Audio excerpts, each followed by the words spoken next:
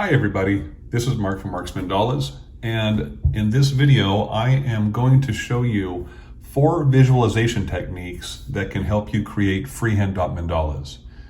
And when I say freehand, I am referring to the fact that I don't draw any lines or grids out. I don't use templates as far as drawing out a predetermined pattern onto whatever I'm painting. I want to get right to creating dots, and so I've developed some techniques to help me have a roadmap in my head as far as how to place my dots to create mandalas that I'm happy with. So anyway, let me go ahead and get started here. I have a couple examples. This is a 16 dot pattern mandala, meaning that there are 16 dots in each circle of dots. This one here is a 16 dot and 8 dot. It goes out to an 8 dot pattern as well. As far as the starting point, like I said, I marked the center dot, and then from there I use my first visualization, which is a clock face or compass face, in helping me determine where to place my first dots. The majority, almost all of the dot mandalas I create are either in an 8, 12, or 16 dot pattern. And that, once again, that means how many dots are in each circle of dots. And in all 3 of those variations, this lesson sheet here gives a good example of where I place my first dots. Now, we'll just pretend these numbers are in relation to my dotting tool sizes, but for the sake of this scenario, let's pretend these are painted dots. And so this number 11 is the center dot. My first one I paint is at my 12 o'clock or north on a compass face. And so I would paint that dot right there first. Now the next dot that I would paint would be my 6 o'clock. But what I do is I like to paint across from me. And this brings up my second visualization, which is to have visualize a straight line going across whatever I'm painting on. And so I try to visualize this straight line, and I get better results when I paint on the far side. If I'm sitting over on this side, I want to paint over there. And so, say for example, I've already painted this one. My next dot, I'm going to rotate this all the way around, and I'm going to paint at the same location again. And then I'm going to do a quarter turn and do the next one, and another quarter turn and do the next one. Now, if you're going to do a 12 dot pattern, it's more challenging. It takes more practice. So just give it a try, and don't worry if it doesn't turn out as well as you would like initially, but the more you do it, the better you'll get at it, because you need to be able to put 2 dots in between each of these. In fact, I have a basic mandala a while ago. This is a 12 dot pattern, so it's gonna be kind of hard to point out, I think, because let's see, if this is my 12, well, this is my 12 o'clock and that is my 3 o'clock, I have to put 2 dots in between there. So you have to try to visualize space for 2 dots evenly. So it takes some practice. But now the 8 dot and 16 dot ones I have an easier time with, because all you have to do for an 8 dot is, once you have the first 4, is put 1 dot in between each of these. And so I would turn this like this, and I would paint at my 12 o'clock in between those 2. And I would keep rotating it around and painting in between those 2 dots. And if it's going to be a 16 dot pattern, you do the same thing again in between what would be the 8 dots. And that gives you 16 dots. Now I'm going to go ahead and actually I have a blank rock here. I'm going to do a little bit of painting for you. Not a whole lot. I've already marked the center dot, or close to it. It's not a perfectly symmetrical rock, so it's just kind of close. And just because we're into October, and in kind of in honor of an upcoming tutorial I'm going to do, I'm going to use white, orange, and yellow, which are the colors of candy corn, since we are in October and in fall.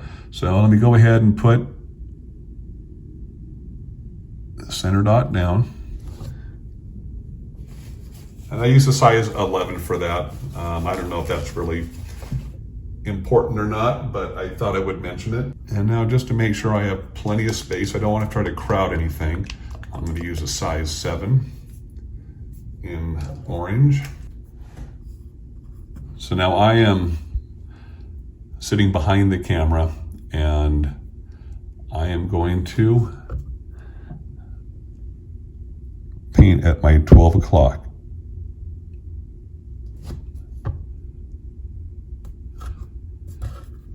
And now I'm going to paint at the 6 o'clock, but since I rotated it, I'm still painting at my 12 o'clock.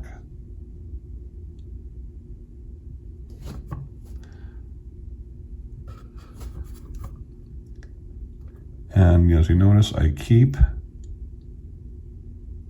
rotating it so that I'm visualizing a line going across the rock, through the middle of that orange dot, through the middle of the white dot, just like that. So now I have my first 4 dots, and now I'm going to do an 8 dot pattern, and I'm just going to try to put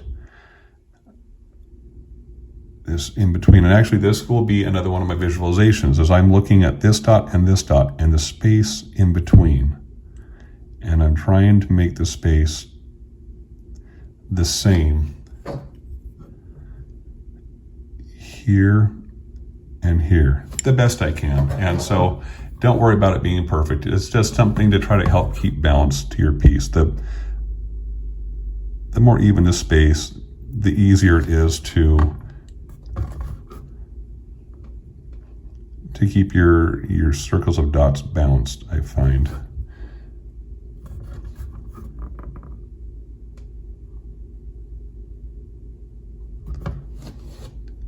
So let's see here.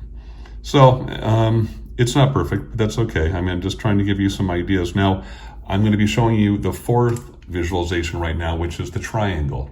And what I'm going to be visualizing is between that dot and that dot, I'm going to put another dot up here that should make a triangle. And let me go ahead and get some paint in the palette here and actually show you, besides just try to explain it to you. And that was a size 7 for the orange dots. I'm going to do a size 9 for the yellow dots. I usually go up 2 sizes most of the time. And I'm painting at my 12 o'clock. And I'm trying to visualize a triangle, which hopefully you can see that triangle between the yellow dot and those 2 orange dots right there. And once you get the first 4 dots, now as you can see, I stay with the same method, the same routine as far as painting the 12, 6, 3, and 9 o'clock, or the north, south, east, and west. And so once you have these first 4, you're going to be able to utilize 2 visualizations at one time. And so at first I look at the triangle, and then I look at the space that I'm going to have in between that dot and the one I'm going to paint, and that dot and the one I'm going to paint. And that is the one that should take priority. If you don't have a very good triangle, that's okay, as long if you can keep the space between here and here even, don't worry about the triangle as much. The triangle is secondary compared to that visualization technique.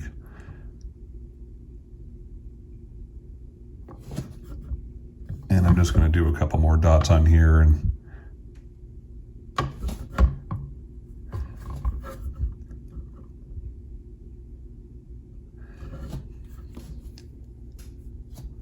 so there you go. So hopefully you can see the clock face as far as the first 4 dots. It might be harder to see now that I have multiple dots on there. I have some images also I'm going to be putting on this video that you can take a look at for some other examples. And I hope that this gives you some foundation for giving a try of doing freehand dot mandalas. I find it enjoyable. I mean, as far as it's some people like to have the structure of drawing the lines out, other people don't. I'm just the one that prefers to do freehand, and I hope that you decide that you want to give it a try and have it in your, I guess, bag of tricks that you can do for painting. I hope you've enjoyed this video, and if you did, please hit the thumbs up and subscribe to my channel. I would greatly appreciate it. This is Mark from Mark's Mandalas. Until next time, rock on.